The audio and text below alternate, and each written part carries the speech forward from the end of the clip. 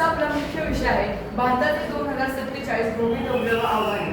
तर आपण आपला भारत हा आपल्या शताब्दीकडे वळत आहे। शताब्दीकडे वळताना आपला भारत स्वयंपूर्ण ऊर्जेच्या बाबतीत तरी स्वयंपूर्ण असावा असे आपल्याला वाटते का? तर या बाबतीतच आपले स्वप्न आहे, एक स्वप्न आहे आणि त्याचे काय याबद्दल काय आपण केले पाहिजे हे मी आज आपल्यासमोर मांडणार आहे। तर सर्वात प्रथम मी आपल्यासमोर कंपॅरिझन मांडणार आहे, जे म्हणजे 2023 आणि 2047 यामध्ये आपला किती फरक आहे। आपण 2047 पर्यंत किती प्रमाणात आपल्या ऊर्जा क्षेत्रात वाढ केली पाहिजे।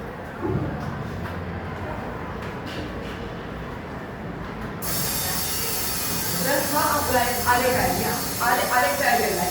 आताची आपली एकूण वीज क्षमता आता 2023 मध्ये पर्यंत आपण मोजलेली आहे, तीच आपण 2047 पर्यंत 2100 गिगावॅट पर्यंत आपल्याला गेलेली पाहायला मिळेल। त्याचप्रमाणे ऊर्जा मागणी अंदाज आपण माणसाकडून आपल्याला भरपूर प्रमाणात ऊर्जा मागणी अंदाज होतो। त्यामुळे आत्ताची ऊर्जा मागणी क्षमता 230 गिगावॅट आहे, ही भविष्यात आपल्याला 708 गिगावॅट पर्यंत गेलेली पाहायला मिळेल। त्याचप्रमाणे बिगर जीवाश्म क्षमता म्हणजेच नॉन फॉसिल ही आपल्याला 2023 मध्ये 175 गिगावॅट पर्यंत पाहायला मिळते व तीच आपल्याला 2047 पर्यंत 500 गिगावॅटच्या प्लस आपल्याला गेलेली पाहायला मिळेल। त्याचप्रमाणे अणुऊर्जा म्हणजेच ॲटॉमिक एनर्जी ही आता 2023 मध्ये 7.5 गिगावॅट आहे, जी आपल्याला भविष्यामध्ये 2047 मध्ये 100 गिगावॅट पर्यंत आपल्याला गेलेली पाहायला मिळेल।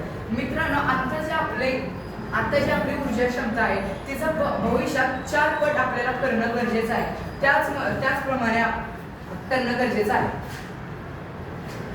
तर आपला तिसरा मुद्दा आहे सद्स्थिती, मुख्य संधी आणि प्रमुख आव्हाने। तर आपण सद्स्थिती क्षमताबद्दल आपण बोलूया।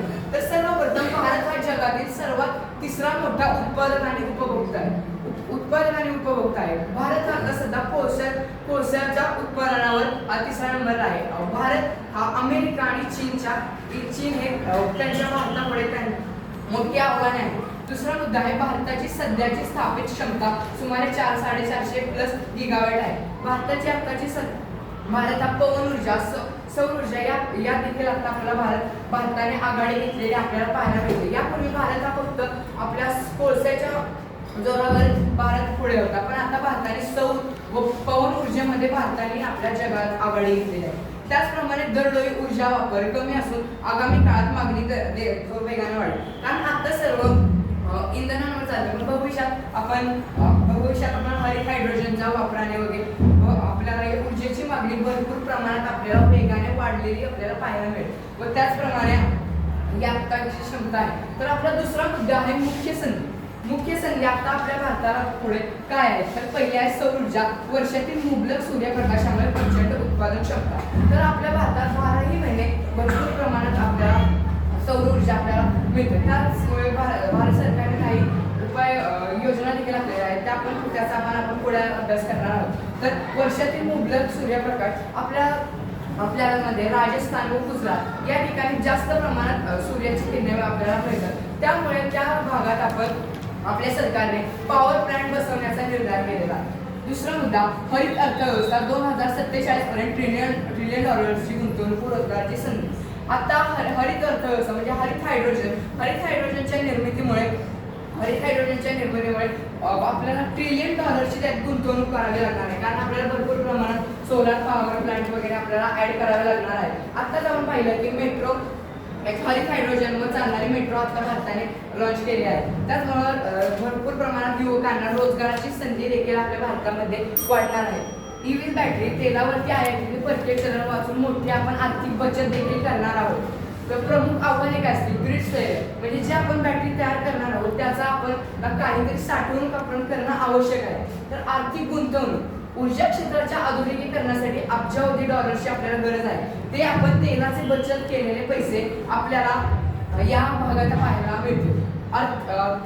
क्रिटिकल मिनरल्स, तांबे, लिथियम व निकेल हे खनिज आपल्याला दुसऱ्या देशातून मागवावे लागतात, त्याचा उपयोग आपल्याला ऊर्जा साठवणुकीसाठी देखील करता येतो। प्रमुख सरकारी योजना, पीएम सूर्यघर मोफत योजना, त्याचप्रमाणे राष्ट्रीय हरित hydrogen mission, green energy corridor, PM Kusum योजना, फेम व नवीन इलेक्ट्रिकल धोरण, उजाला व पेला या सर्व योजना शासनामार्फत मिळतात। पीएम सूर्यघर योजनेमध्ये तर आपण 1 किलोवॅटचा सोलार बसवला तर त्यावर आपल्याला 30,000 पर्यंत सबसिडी, 2 किलोवॅटचा बसवला त्यावर 60,000, 3 किलोवॅट किंवा त्यापेक्षा जास्त बसवला तर जास्त प्रमाणात आपल्याला 78,000 सबसिडी मिळते. म्हणजे आपण शाश्वत भविष्य व आर्थिक नियोजन करून आपण योग्य ती अंमलबजावणी केली तर आपला आत्मनिर्भर भारत हे आपलं ध्येय 2047 पर्यंत नक्कीच साध्य करू शकतो. धन्यवाद.